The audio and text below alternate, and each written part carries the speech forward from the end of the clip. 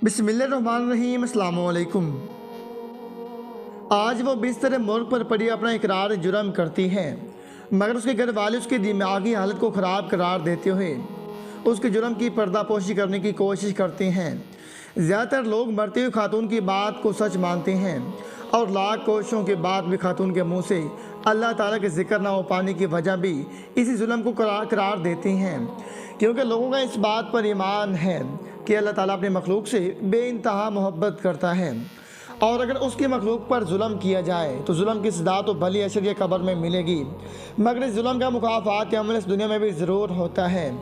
आज उस खातून की ज़बान से कलमा तैयबा जारी ना हो सकने की वजह भी लोग उसके जुर्म को इकरार दे रहे हैं, और जब भी उसको जिक्र करने का कहा जाता है या कलमा तैयबा उसके सामने पढ़ा जाता है तो वो अपने जुर्म की दास्तान सुनाते हुए बताती है कि मेरी बहू सहर मगल ना तो बद किरदार और बद चलन थी, ना ही कभी उसने हम लोगों के साथ कोई बुरा किया था। मैं और मेरा बेटा उसको रोज़ाना सिर्फ इस वजह से पीटते थे क्योंकि उसके पेट में पलने वाला बच्चा लड़की थी और मैं उसे ये बच्चा पैदा न करने के लिए मजबूर करती और वो मेरी बात नहीं मान रही थी। मैं अब अपने बेटे को साफ अल्फाज में ये नहीं कहना चाहती थी कि मैं एक बार फिर उसकी औलाद का कत्ल करवाना चाहती हूँ, और मेरी ये कोशिश थी कि किसी ना किस तरह डर कर या हमारी बात मानकर मेरी बहू सहर बट ये बच्ची ज़ाय करवा दे।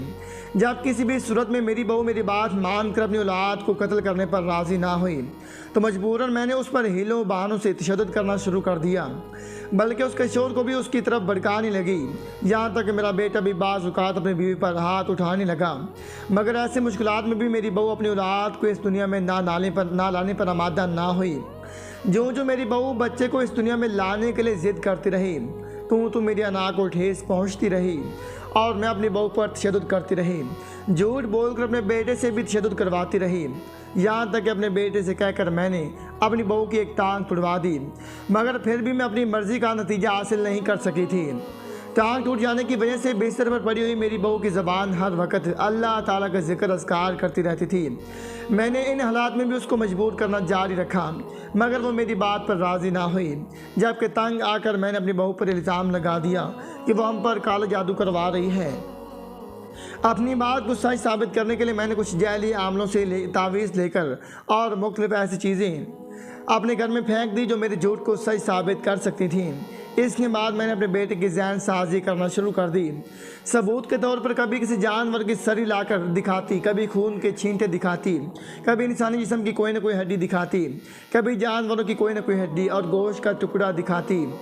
यहाँ तक कि मैंने अपने बेटे के जहन में भी उसकी बीवी के खिलाफ शक डाल दिया था और इसी की बुनियाद पर मेरा बेटा अपनी बीवी को तलाक देने के लिए राज़ी हो गया।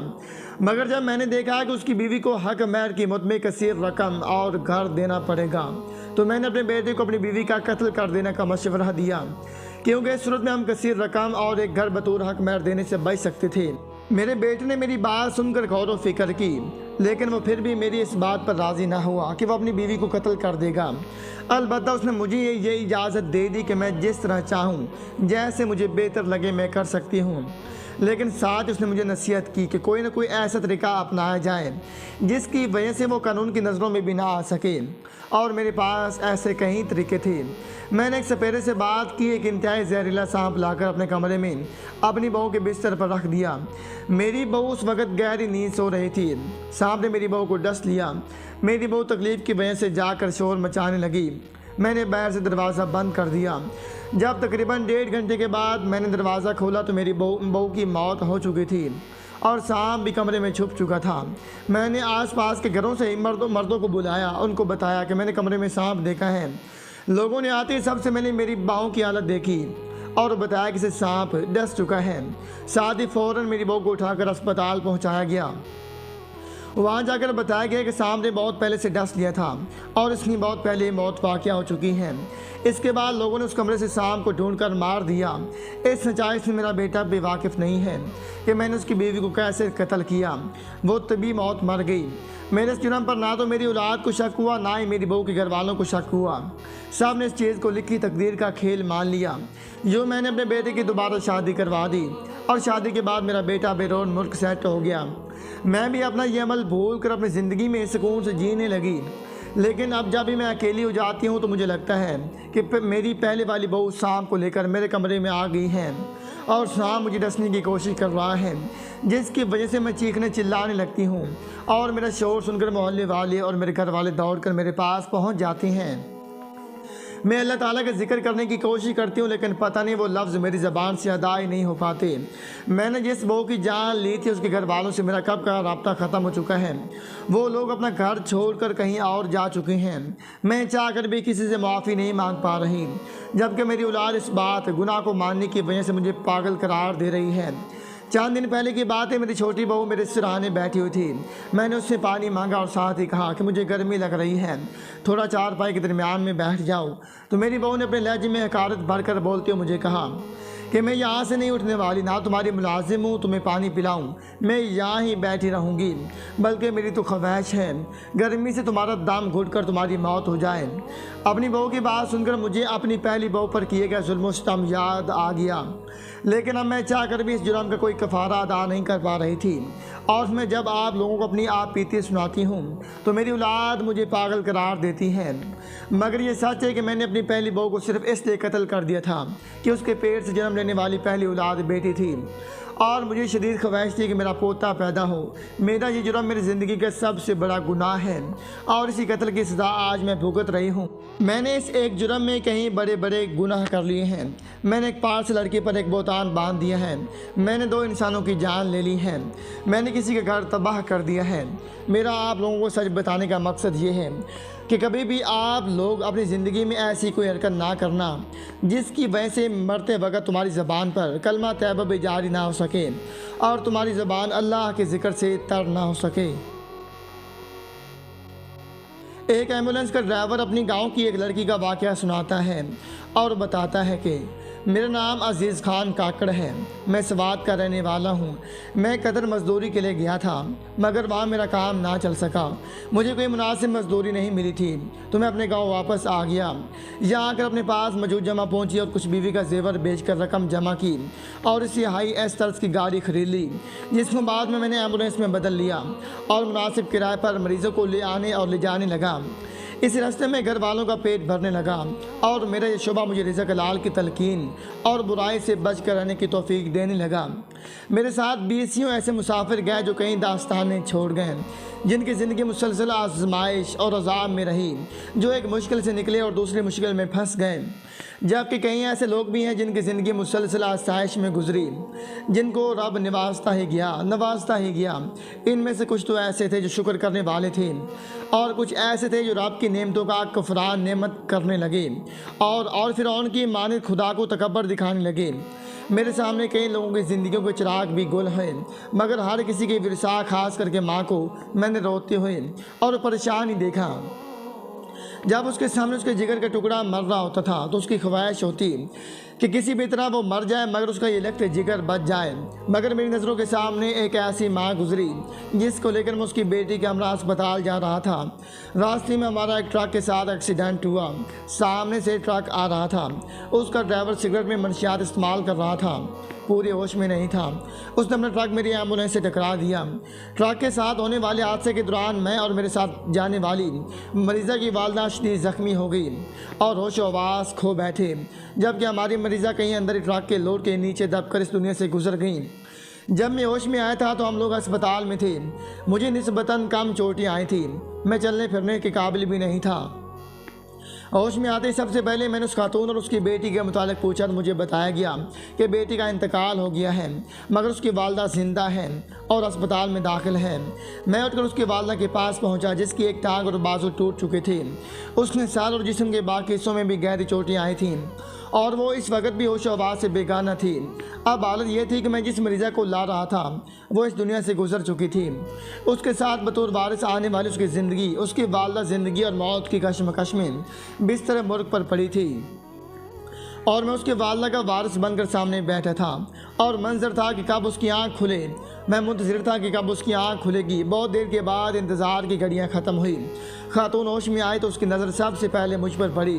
उसने सबसे पहले मुझसे अपनी बेटी के मुतालिक पूछा। मैं चाह कर भी उनके साथ झूठ ना बोल पाया और उनको बता दिया कि किस तरह से में उनकी बेटी की मौत हो चुकी है। मेरी बात सुनकर खातून ने शुक्र अल्हम्दुलिल्लाह कहा। मेरी ज़िंदगी में वो मेरी पहली मरीज़ा थी जिसके मर जाने पर उसकी सगी माँ को खबर मिली तो उसकी माँ ने शुक्र अल्हम्दुलिल्लाह कहा था। उसकी माँ के शुक्र अल्हम्दुलिल्लाह कहने पर मेरे दिलो दिमाग में सैकड़ों सवालात उभरे थे, मगर इस वक्त ऐसे हालात नहीं थे कि मैं कोई सवाल ज़बान पर ला सकता। इसलिए मैंने अपनी ज़बान को लगाम दी और खातून के सेहत याब होने तक वहीं अस्पताल में उसका तीमारदार बन कर रहा। मेरे दोस्तों ने कानूनी चाराजोई के बाद मेरी गाड़ी को मार्केट में पहुंचा दिया। जब खातून को अस्पताल से डिस्चार्ज कर दिया गया तो मैंने उससे उसकी विरसा के मुतालिक पूछा। खातून ने रोते हुए बताया कि मेरे पास अल्लाह ताला की ज़ात के बाद वह सारा मेरी ये बेटी थी जो अब फौत हो चुकी है। अब मेरे पास कोई ठिकाना या सहारा नहीं है। मैं खातून को अपने साथ अपने घर ले गया, उसकी देखभाल की, यहाँ तक कि वो सेहतयाब हो गई।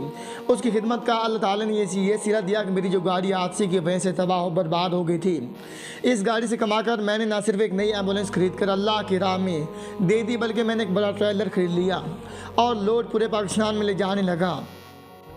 यूँ खातून की खिदमत की बरकत से मेरे रिज़्क में इजाफा हो गया, मगर मेरे जहन में अब भी वो सवाल मौजूद था कि बेटी की मौत की खबर सुनकर खातून ने अल्हम्दुलिल्लाह क्यों कहा था।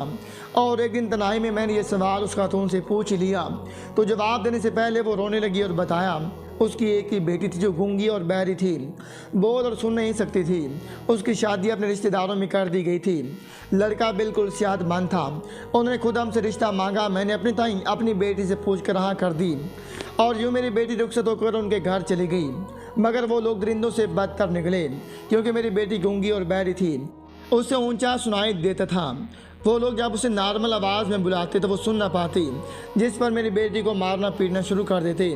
ना सिर्फ मेरी बेटी का शोर बल्कि सारा ससुराल उसे मार पीट करता और गूंगी थी, उसकी आवाज़ कमरे से बाहर नहीं जाती थी, इसलिए कोई उसे छुड़ाने के लिए भी नहीं पहुंच पाता था। चंद दिन पहले मेरी बेटी की सास बीमार थी। उसने मेरी बेटी को आवाज़ दी जो मेरी बेटी नहीं सुन सकी, जिस पर पहले तो सास खुद मेरी बेटी को सास ने मारा। फिर उसकी बेटी मेरी बेटी की नंद आई, उसको शिकायत की तो नंद ने मेरी बेटी को मार दिया। फिर मेरे बेटी के देवर को पता चला तो उसने जुल्म सितम के पहाड़ तोड़े। इसके बाद गुस्से से कैद आलूदुआ शोर आया तो उसने दरिंदगी की हर हद पार कर दी। मेरी बेटी की गर्दन से दुपट्टे का एक सिरा बांधा, दूसरा छत के पंखे के साथ बांधा, हाथ पीछे बांधे और मेरी बेटी को स्टूल पर खड़ा करके बंदूक के बट मारने लगा। सीने और पसलियों में बट मारता रहा। मेरी बेटी दर्द की शिद्दत से पाँव स्टूल से उठाती तो सांस बंद होने लगती और स्टूल पर रखती तो शोर पीटने लगता। इसी जुल्म को सहते सहते मेरी बेटी बेहोश हो गई और बेहोश बेटी को मेरे घर पर फेंक कर फरार हो गए।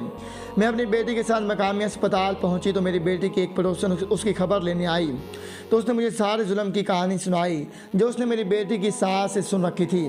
फिर डॉक्टर्स ने हमें डिस्ट्रिक्ट अस्पताल भेज दिया। अभी हम आपके साथ अस्पताल जा रहे थे, एक एक्सीडेंट में मेरी बेटी मर गई।